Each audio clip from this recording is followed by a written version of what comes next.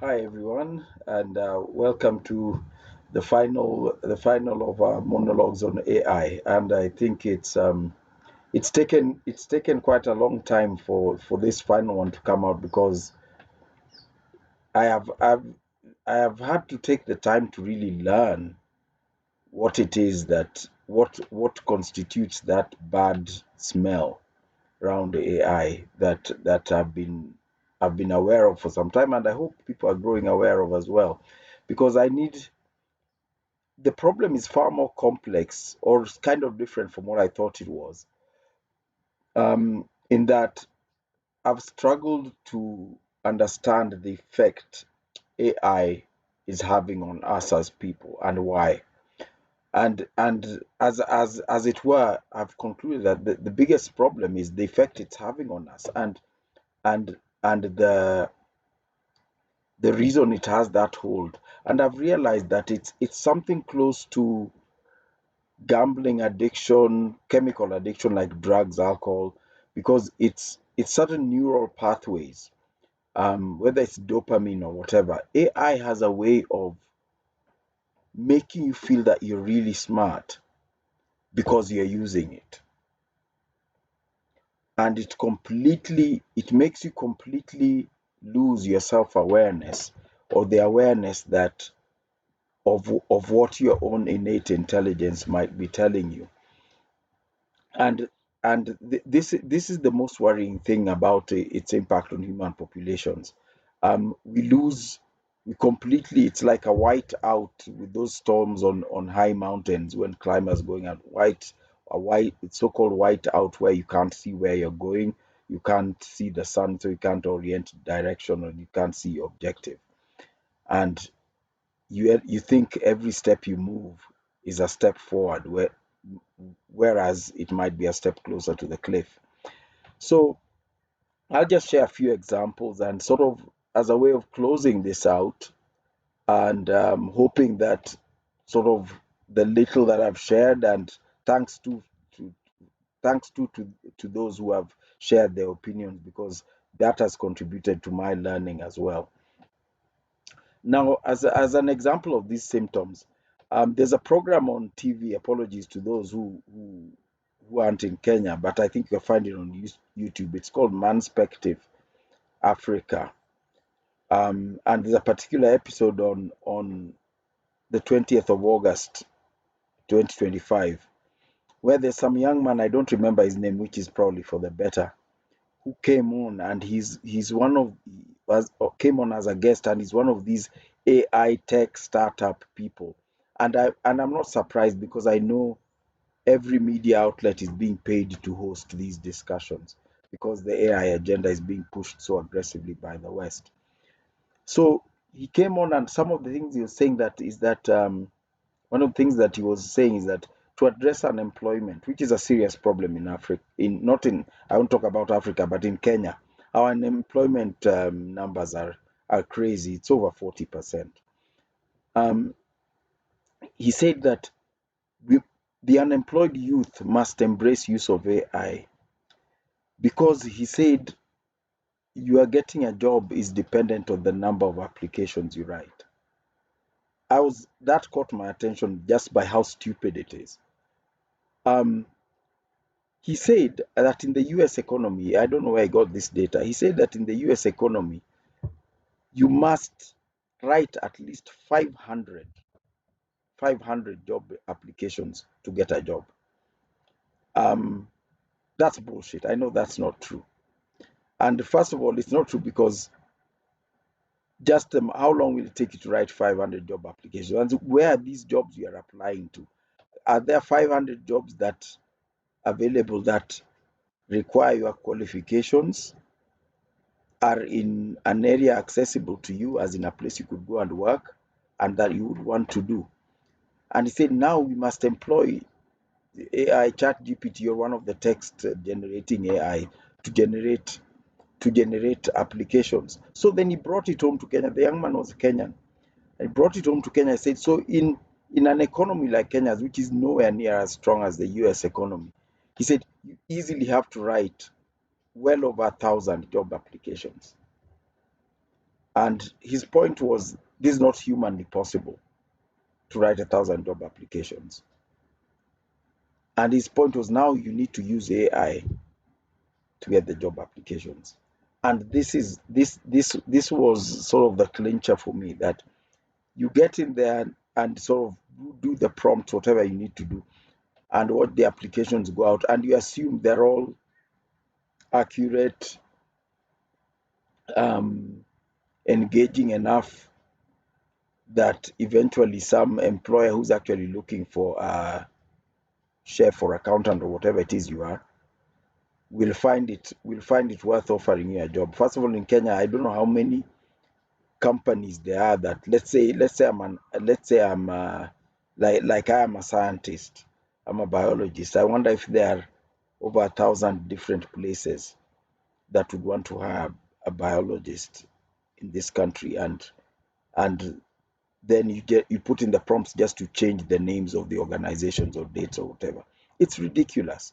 And the ridiculous point here is is not is this not to blame the young man. He's obviously been taken in by the nonsense, but is the idea of quantity as success.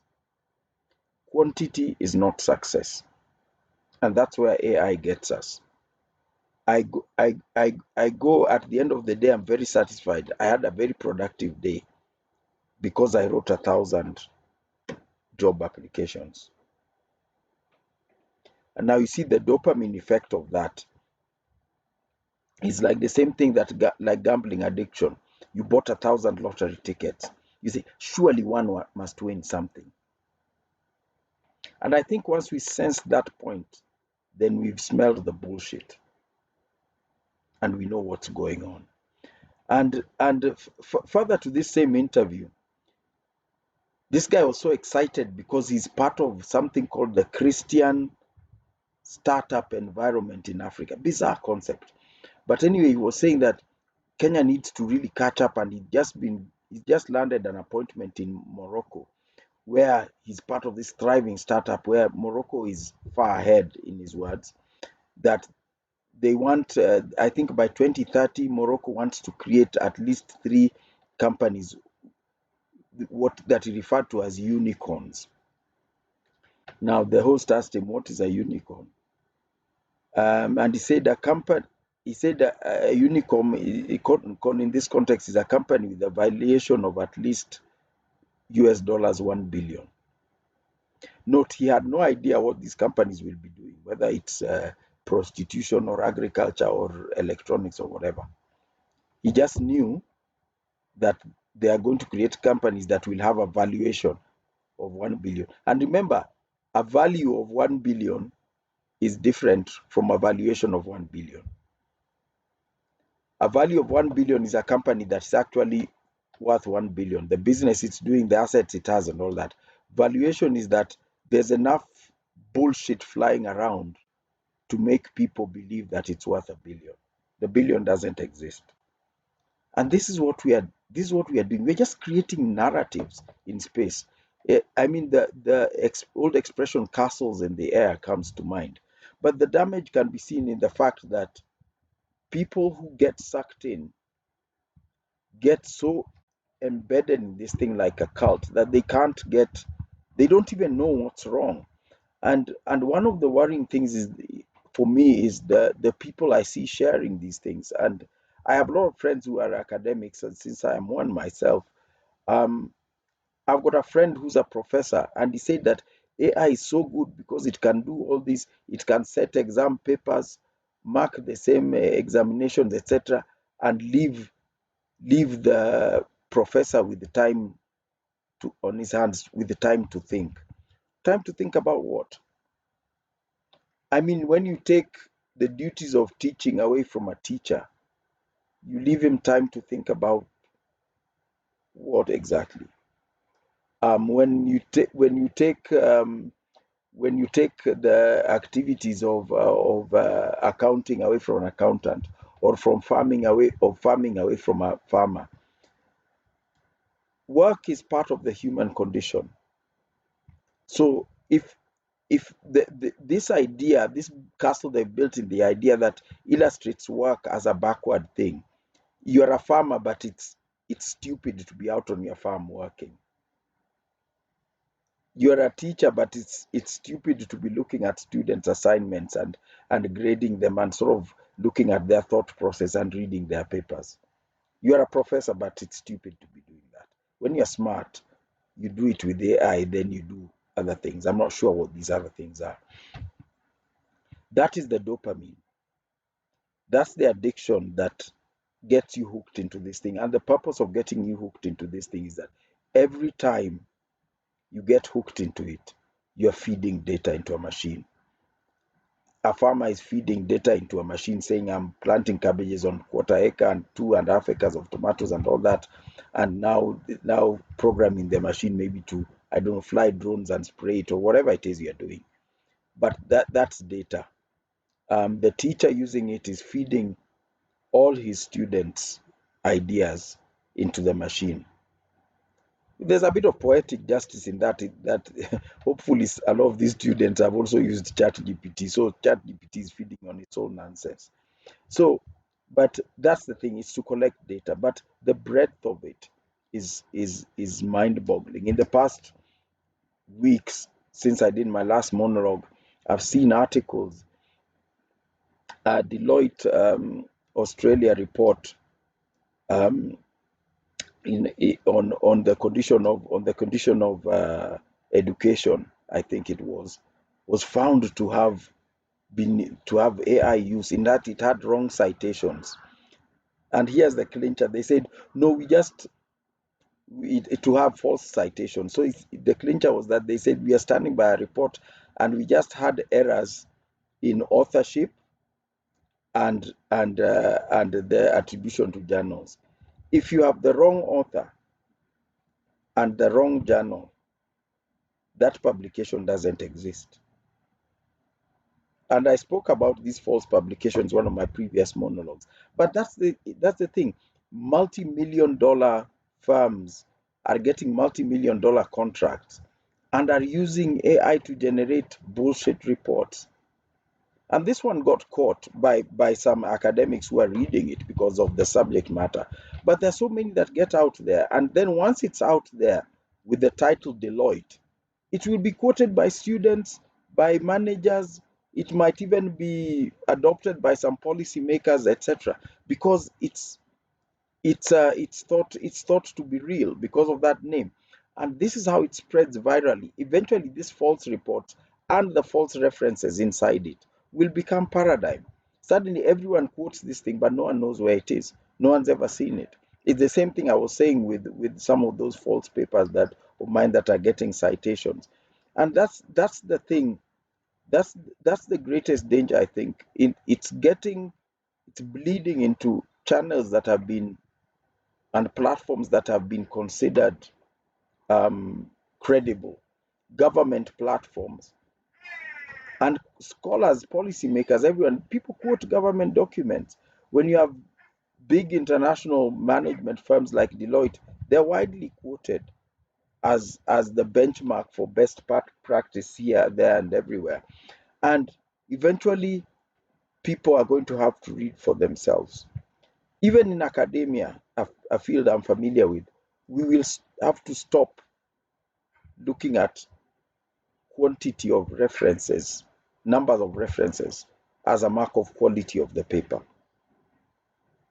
because there are engines just created to generate this bullshit. And eventually, if you look at quantity, if I give you 50 references in my paper, as a professor, you simply do not have the human time and energy to check up on all of them.